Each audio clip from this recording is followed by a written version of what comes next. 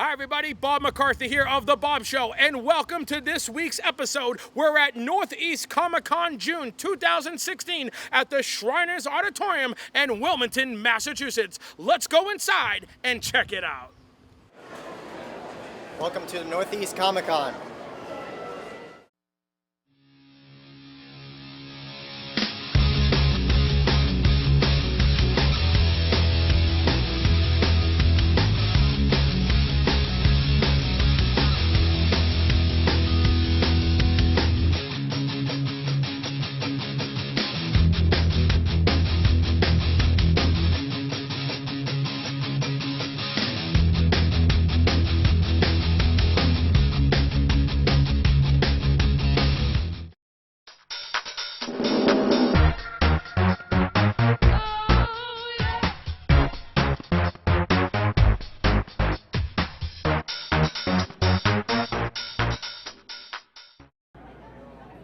All right, folks, I'm joined right now with my good friend Sam Amato for New England Party Heroes. This is a great company. There's a lot of great stuff over in New England. Sam, tell us about New England Party Heroes. Well, first, thank you for even coming out to say hi to me and getting us on the lens, right? So thank you. But New England Party Heroes essentially is we do birthday party rentals, we do community events, and anything you can imagine that is an event that anyone would want a character like Superman or Spider-Man to be at. We're the people they call. And so we just do a lot of that. And the special, or our specialty, if you will, is that we do a Superheroes of Wrestling professional wrestling show. So we take the two worlds of professional wrestling, superheroes, we get them in the ring, just like pro wrestling, the good guys versus the bad guys. We get the villains in there with our superheroes and put on a great show.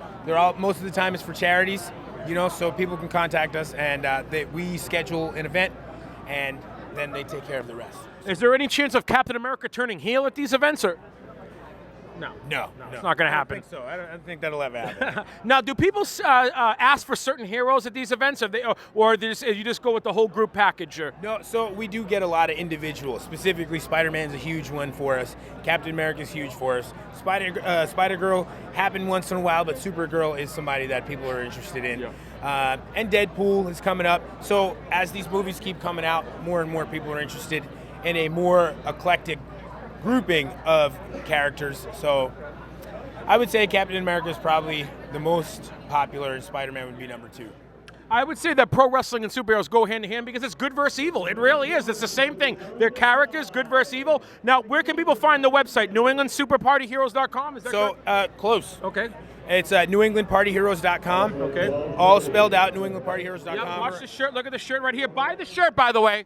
Buy the shirt. It's online. All right. Did I do a good enough job modeling? Yeah. Just stand like this? Yeah, no, you can move around. All right, You can. cool. All right, unlocks. Yeah, it's all good. Okay. So, you can find us on Instagram, like our Facebook page, New England Party Heroes.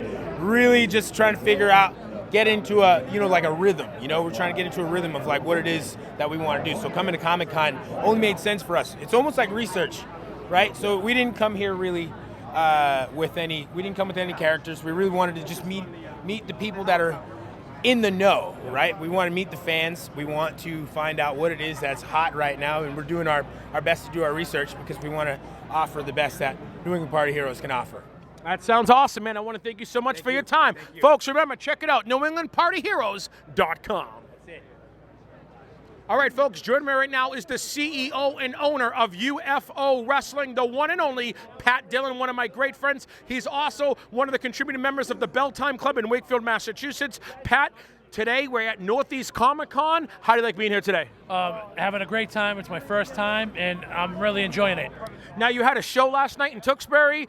John Sr. You had Brian Malonis, Bo Douglas. How did that go? Excellent. Charity event, Boston Children's Hospital. We raised a ton of money. Brian Malonis retained the heavyweight title. John Cena Sr. helped him as his enforcer, and it just went well. So if anybody wants to get a charity pro wrestling event, they can contact you, Pat Dillon, on Facebook or Google UFO Wrestling. Is that correct? That's correct. You can always find me at UFO Wrestling. All right, awesome. And also, you're in association with the Bell Time Club, where they train a lot of the great up-and-coming superstars. How do you like that experience with the Dynasty Bo Douglas? That's an excellent experience. It's nothing like teaching these young kids the professional sport of wrestling. And it's just a wonderful time, and I enjoy doing it. All right, awesome. I want to thank you so much for your time. Ladies and gentlemen, here he is, the one and only Pat Dillon.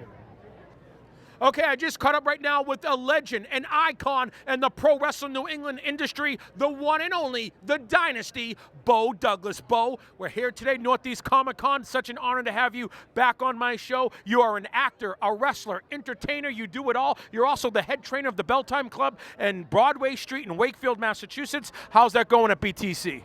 Belltime Club's doing great, Bob. I thank you for having me on your little show here today. You mentioned all the things I do. Well, that just brings me to the point that Bo knows it's not just a slogan. It's a way of life. If you need to know anything in the entertainment business or anything in the professional wrestling business, Bo knows. But Bo wouldn't know if Bob didn't give me the outlet to bring it to you people at home. Bob, we go back a long, long time. Yeah, we do. Now, things at the Belltime Club, that's a new endeavor for me. It's a new training center. We provide professional wrestling training. We do some MMA training there. There is boxing, as well as personal professional wrestling training with Mike Hollow. Coach Hollow has trained some of the biggest stars in the WWE today. He comes to us. He works out at the New England Pro Wrestling Academy as well. So if you'd like to be contacted about that, you can contact me at Belltime Club on Facebook, or I'm sure you can give them the little banner on where to get a hold of me. Absolutely. You know what? Your career has been so outstanding. You have never gave up. And all the things that people don't realize what the wrestling business does to you, especially the independent wrestling where the money is very low, the opportunities are very small sometimes, and then you lose those opportunities. You have never given up. You have never quit. You have continued wrestling. How many years now? I'm coming on my 20th year at this point. 20th year. What is one of some of the greatest memories of your career? Some of maybe the guys you battled, titles you've won? Well, I'll say right off the bat, just it was being trained by a legend, Killer Kowalski, Walter Kowalski, rest in peace, Walter.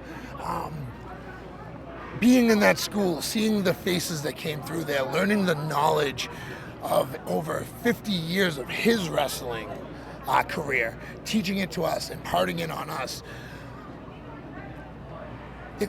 It's priceless. It was priceless. And they taught us how to persevere through this. They taught us how to make sure to take the bumps and bruises, to understand that to make it in this business, you have to give it your all. And after 20 years, I pretty much feel like I think I've given it my all. That's more than half my age. So. I think your back would tell you, right? How much you've given and everything like that? Bo knows about bad backs.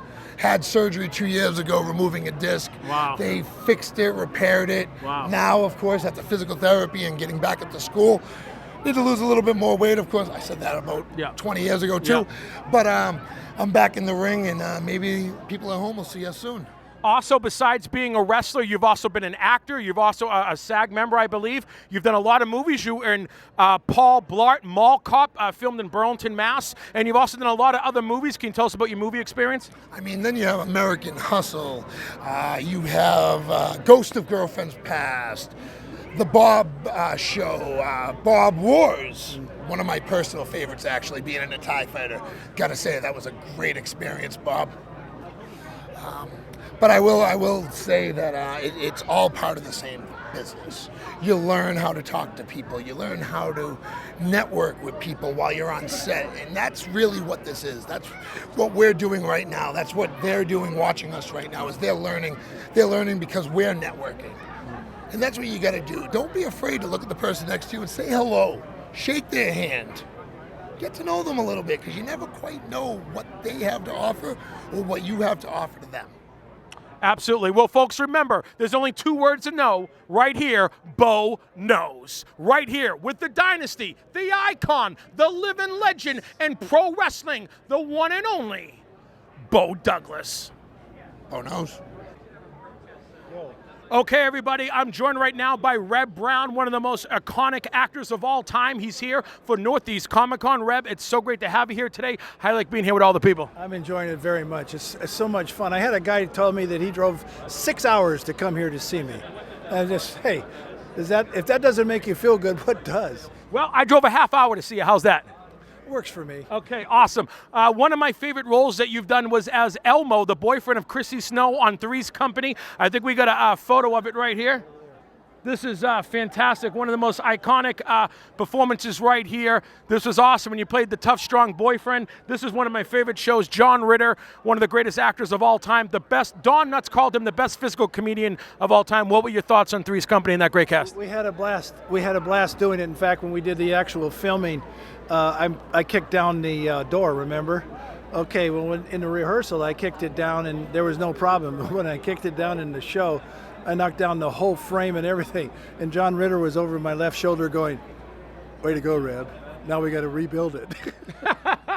And then I had to go in the room and talk and, be there with Furley and Chrissy. It was fun. I had a great time on that. I really did. That's awesome. You did a lot of television shows like Kojak and the Rockford Files, a lot of different television shows back in that era. What were those experiences like being on those iconic television shows? It was amazing. Working on with Telly Savalas, he would have all of his lines written all over the different places. And he'd go like to the desk, there'd be one. He'd go over to the wall, there'd be another one. He was a trip. He was cool. And James Garner was just a lovely human being. I really enjoyed him very much. And then in 1979, you became Captain America. Now, you weren't the first Captain America. I know they did some silent movies back in the day, the black and white, but I think you were the first one of color and on television, made-for-TV movies. What was that experience like playing such an iconic superhero? It was wonderful. The thing about that is that Captain America was such a pure character. It was just absolutely stunning to be able to do that. And the kids, it was pure. And I think that's the thing that I appreciate about it now. They showed it on TV on Sci-Fi when they were bringing out the new one, and the kids in the neighborhood didn't realize that I was Captain America, and they'd come up to me and go, "Can you really jump that high?" And I go, "Not anymore." Did you have any problems doing the stunts or anything, doing the motorcycle riding? I know the motorcycle went into the truck, and there was a lot of awesome things with that. Any experiences with that?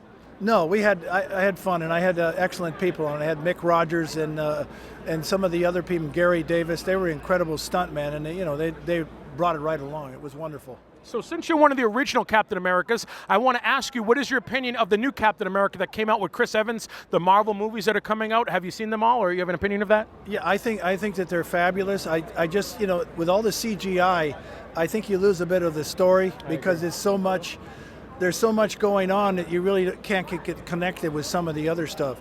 But as far as that is concerned, yeah, they've done a heck of a job, and the kids love it, and that's important, Heck, I love Captain America, so it's fun. Folks, this is an awesome interview we got right here with the one and only Captain America. Thank you so much for your time, ladies and gentlemen, Reb Brown. Okay, folks, joining me right now is one of my favorite actresses of all time, the incredible, the beautiful, the intelligent Karyn Parsons right here. Karyn, is this your first time here in New England for these Comic-Con events? For this Comic-Con, yeah, it is. Now, you've done a lot of television work like Melrose Place and Blossom, and I want to know what were those experiences like doing iconic shows like that? Well, the show that I did mostly was The Fresh Prince of Bel-Air, so my experience with that was incredible. It was life-changing for me.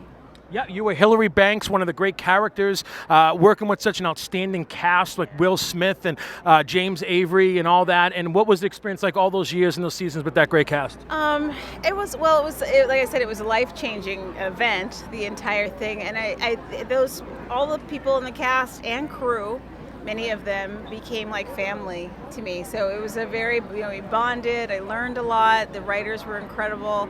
It was just.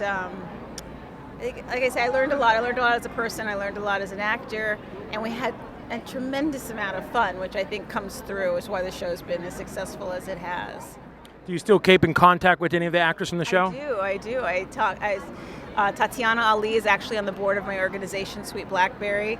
Alfonso I see and talk to whenever I'm in Los Angeles or he's in New York. We always, see each other. Same with Tatiana.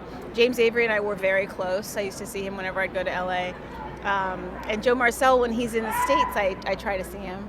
And Daphne and we just talked to Daphne a couple of weeks ago, so I think I'm going to see her pretty soon. Will, we communicate through text, and I try to see, but he's so busy. I got in one little fight. My mom got scared. We're moving with your auntie and uncle and Bella. Can we make you do the Carlton dance? How much is it going to cost to get you to the Carlton Dinner? I mean, how much people have offered you? We want to know. It would cost a lot. It costs a lot. I probably don't have the much money that it does. Let me ask you, as a fan of some of the television shows today, are there any kind of shows that you like that are on TV today? I'm a big fan. Well, it's not comedy. I'm a big fan of. Although there's comedy that I love. Like I used to love Key and Peele. I'm a big fan right now. I'm hooked on binging on The Americans. I'm binging. Yeah. I'm hooked. Now, television has been so different, like the sitcoms of Fresh Prince of Bel-Air, the way television is now. How do you feel about the different, there's not really sitcoms the way they used to be, so you were somebody that was in there when the television shows were so incredible, and we still go back and watch all this stuff. Fresh Prince of Bel-Air is on air every day in New England here, so everybody sees you and your performances. What are your opinion of today's television against the one when you guys were doing it? Well, I think in some aspects, television is incredible these days. I mean, we've got like film caliber productions and really intricate storylines, and really in depth over the course of of a 6-year period. You'll just have this really in depth show. So on that level, I think it's great. At the same time, unfortunately, there's kind of there's a missing segment, and that's been pointed out to me. I don't follow a lot because I just follow my kids and what my kids are watching mostly, but there aren't the sitcom worked for for so many people for so long, and I think that it's missing. It's starting to come back, which I think is really good and really welcomed by people. It's definitely a show that families can watch together, and I think that that's something that everyone looks forward to. Mm-hmm. I want to know, who was your influence? What made you want to become an actress when you were a child and going to become a teenager, and then you got into acting and stuff like that? What was your passion came out? Who made you? Who influenced you? Who were some of your influences? Jodie Foster. Mm-hmm. I wanted to act since I was a little kid, and when I watched things, she was someone who I saw time and again, and who was really good, and inspired me to think I can do that. I can be an actor too. And so I watched a lot of other things. Like I watched I Love Lucy, and I watched Betty Davis films, and I watched lots of old black and white films, and I watched The Little Rascals. As I was watching kids, but I had to see every single thing that Jodie Foster was in. That's awesome. And getting back real quick to your character, Hillary Banks, she was kind of, I don't want to say the word stuck up, but she was rich. She had a lot of money. She was very particular about who she dated, what she did. She always had the finest clothes. How much was the stretch of this character? What did you have to do to become obviously this is very different than you because you're doing the show, so we know you're you're doing the Bob show, so you're very caring and nice, and you're not like your character at all. So how did you get into that? Did you look up things? Did you study? How did you really, did the writers help with the material they gave you, or did you find yourself thinking, okay, well, this is the character I need to be, how do I become Hillary? Well, yeah, the writers obviously, first off, wrote the character and wrote a really great character. My interpretation of the character was a little bit different than what it was initially, and then they started to write more and more to what I was doing, probably to what they thought that I could do well, and so it was a collaboration in that regard, and it was they put it out there. I also did have a friend that I kind of looked to a little bit, and in fun, it was a little bit like an homage to her. She was from Beverly Hills, right? Well, she definitely had a little bit of that stuff. Yeah. And I grew up in Santa Monica, and there were at the time there was no such thing as a Malibu High, only in the movies. But there were the girls who came from Malibu, and they had their convertibles, and they were so I kind of had this idea of what those, because I wasn't one of them, and I kind of had this idea of what that was like, and so that kind of went into it as well. And it was really fun to play against what you're trying to be good, and you're trying to be polite all the time and considerate. And it was really fun to play against it, and to just be this terrible, self-centered, not terrible, but self-centered person. It was really fun. You did such a fantastic job at it, let me tell you. So I want to thank you so much for your time. It's a complete honor. Ladies and gentlemen, the one and only Karyn Parsons. Okay, folks, joining right now is the mastermind behind this incredible event, the one and only Gary Summers, Northeast Comic-Con. This is your second time this year. Gary, how do you like doing this event so far? Well, it's pretty groovy. There's more stuff than brains, and of course, it's guaranteed not boring.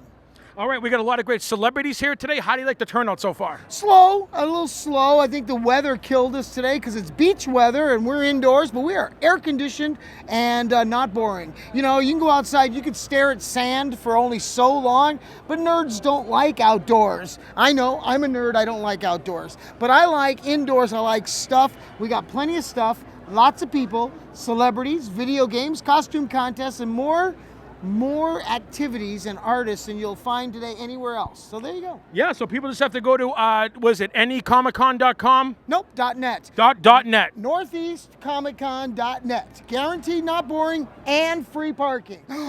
Free Free parking. Did you just say free parking? and not boring. in Oh the my same God, sentence. not boring and free parking. That right there is the selling point, folks. This is what Gary's trying to tell you. He does this about twice a year. All the celebrities here today, Karyn Parsons, Red Brown, James Tolkien. How did you come up with this incredible list here? Well, I call my friends, and like Mickey Dolenz, I've been friends with Mickey Dolenz since the 70s. Barry Bostwick from Rocky Horror. You know, it's a big anniversary year. 40th of Rocky Horror, 50th of the Monkees, 50th for Family Affair, 50th for Lost in Space. So we try and give people both nostalgia and a modern twinge of current pop culture. So you kind of merge the things. No other show really brings in the nostalgia, the decorative, the collectibles, the investment quality collectibles, merged in with all the modern stuff like cosplay and video games and modern celebrities. Yeah, like and then we got music as well. We got bands playing over there. We got everything. live music all day. Big concert tonight with Mickey Dolenz of the Monkees is going to be performing tonight. Wow. So you got to get some video on that. And of course, Ricky Byrd from Joan Jett and the Blackhearts will be performing. John Walmsley from the Waltons will be performing. Wow. And you got to stay for the last act of the night. They're called The Lights Out. It's a band that is from outer space that has landed on Earth and is presenting a concert that you will never, ever imagine is going to be. And I can't tell you much more than that except for prepare to be blown away. The Lights Out tonight, closing the show. Wow. They are incredible. Wow, did I not look at the website enough? What time does the concert start? I didn't even know all this. The concert starts at 6 o'clock. As soon as the show's over, Bang. the concert starts. Wow. You move right You off move the right main on floor, in. Yeah. Right into Right in. exhibitors, celebrities, VIPs, and anybody with a weekend wristband gets in to the concert. I got the VIP right here. That means we're going in, folks. We're going in head first. That's right. No adults. We are the adults this time. This is going to be great. Folks, remember, Northeast Comic-Con, the premier Comic-Con for everybody to go to. This man right here, he's just not crazy. He's just not rich. He's just not insane. He's a combination of all those things. The one and only Gary Summers. Aloha, kids. See you there. All right, folks, it's a complete honor to have with me one of the best legendary actors of all time, James Tolkien here, Northeast Comic-Con. James, I like being back here in Massachusetts. Listen, I like Massachusetts, I like Boston. Over the years, I think I played every theater in Boston, and I did 2 or 3 movies here, too. Oh, what movies were there? What was the Friends of Eddie Coyle, and then another one, I forget the names. But I've done, I think, 3 movies here. You've done a lot of incredible, legendary movies. One of my favorites, playing a detective in Masters of the Universe with Dolph Lundgren. Such a great movie that was a cartoon and comic book and came to life. And how did you like playing a detective, and what are your experiences on that movie set? Well, it was a lot of fun. We had too much fun. I played, that was Detective Lubick, and I played him. The key to the character was that all his thought processes came from the back of his brain and nothing from the front lobes. That's fantastic. And you also played the character called Numbers in the Dick Tracy movie with Warren Beatty. That was another movie that was a cartoon and comic book that came to life. And everybody had to get a big makeup job for that one. You got Al Pacino, Madonna, Warren Beatty. What was your experience like in the great movie Dick Tracy? Well, it was, Warren Beatty's an old friend of mine, and it was great just being on that set. It was special being on that set. And luckily, I didn't have the prosthetics like some of the guys, so I didn't go through that torture. Some of them at times went practically nuts with all that stuff on them. Do you think there's going to be a sequel to Dick Tracy? I don't know if I heard about that or not. I don't think so, no. But there is, they're talking about Top Gun, and I think it probably will happen now. Yeah, and how was your experience like on Top Gun that you just mentioned that with Tom Cruise? Well, that was very special because, when you make a movie, you never know. But in this one, Top Gun, everybody felt like it was going to be a success. They just felt it, knew it right from the first day, you know. Yeah, we're going through so many iconic movies that you have done, and now we go to the Back to the Future series. Michael J. Fox, Christopher Lloyd, so much talent. You played Principal Strickland. We want to know, what's your thoughts on playing that role in the legacy of the great movie series? Well, in 1984, I was doing David Mamet's play on Broadway, Glenn Ross, and I got this offer from Robert Zemeckis, who I didn't know, and they sent me the script. And I've always said I'm never going to Hollywood until Hollywood sends for me. And I said, okay, this is my chance to go to Hollywood. So I went, did Back to the Future, and unlike Top Gun, nobody really felt that it was going to be that special particularly, but it became so special and so right. It's like all the planets were aligned for Back to the Future, and it just hit. I heard that Michael J. Fox had to do Family Ties during the day and then at night do Back to the Future, so he must have been really tired through those shots at night and everything like that, Yeah. Well, he's a young guy; he can take it. Yeah. They to begin with, they had Eric Stoltz playing that part. Yeah, right. And then right. they decided they needed Michael J. Fox, and they did need him. It made all the difference. That choice was probably the difference between its huge success or maybe nothing. So it was the right thing to do. And you talk about some of your experiences on Broadway. What was that like playing live theater in front of a live audience? Well, that's what I've done most of my career, most of my life. I feel much more comfortable on the stage. I like the boards under my feet. And the thing is, once you create a character in the theater with all the rehearsal and the work, you suddenly own it. And then when you start performing for audiences, you kind of feel like you have them in the palm of your hand, Whereas in movies, you shoot it, you don't really know, It's like slipping on a banana peel. You hope it works out, That's fantastic. I want to thank you so much for your time. It is an honor and a privilege. Thank you so much. My pleasure. You're very good. Thank you. Ladies and gentlemen, the one and only James Tolkan.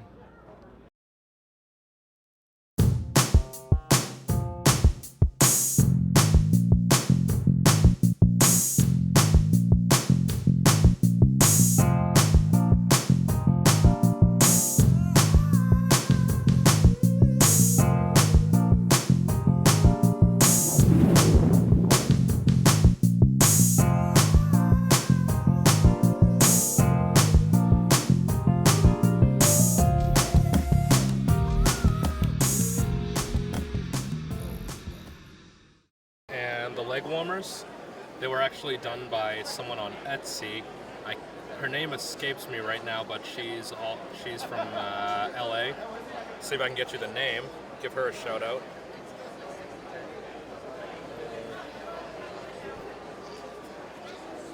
Might take me a moment. Yep. Get about Come on. 15, 20, 25, 30. Let's take a selfie while we get the stick up there, the selfie stick. Oh wait a minute, I think I might have it here. Nope, that's not. We'll edit this part out because we want to make it fun and entertaining. Okay, she's on Instagram as Modern Pelage. MODERNPELAGE. Awesome, fantastic. Let's take the selfie. All right, let's take a selfie. Like Tyler, this is what's done in WWE. Here we go. Oh, it's Tyler. Here we go. This is the selfie stick. This is a stick you need when you take selfies. Here we go, folks. Right. We're going to turn that around. That has Robert. We don't want him on the selfie. Here we go. All right. That was awesome. That's now awesome, I feel complete. Ladies and gentlemen, the one and only Calvin Wong.